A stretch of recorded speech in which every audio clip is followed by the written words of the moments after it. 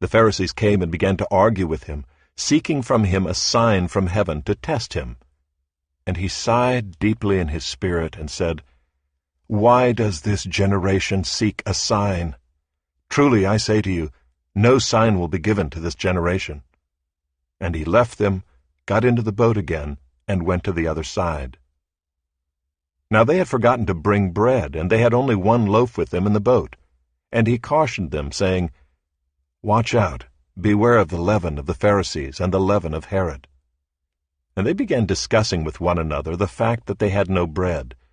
And Jesus, aware of this, said to them, "Why are you discussing the fact that you have no bread?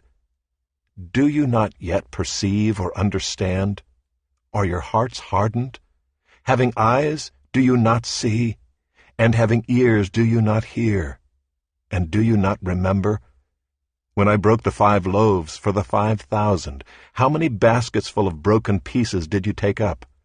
They said to him, 12. "And the 7 for the 4,000, how many baskets full of broken pieces did you take up?"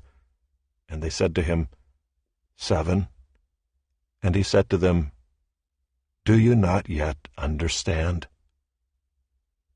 And they came to Bethsaida, and some people brought to him a blind man and begged him to touch him. And he took the blind man by the hand and led him out of the village, and when he had spit on his eyes and laid his hands on him, he asked him, "Do you see anything?" And he looked up and said, "I see people, but they look like trees walking." Then Jesus laid his hands on his eyes again, and he opened his eyes. His sight was restored, and he saw everything clearly. And he sent him to his home, saying, "Do not even enter the village."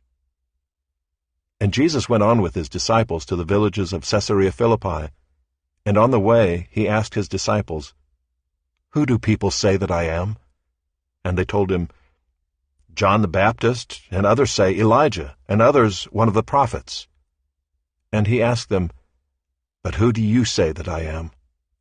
Peter answered him, "You are the Christ."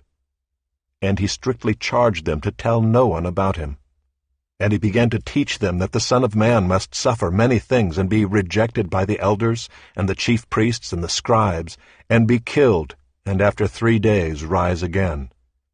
And he said this plainly. And Peter took him aside and began to rebuke him. But turning and seeing his disciples, he rebuked Peter and said, "Get behind me, Satan, for you are not setting your mind on the things of God, but on the things of man."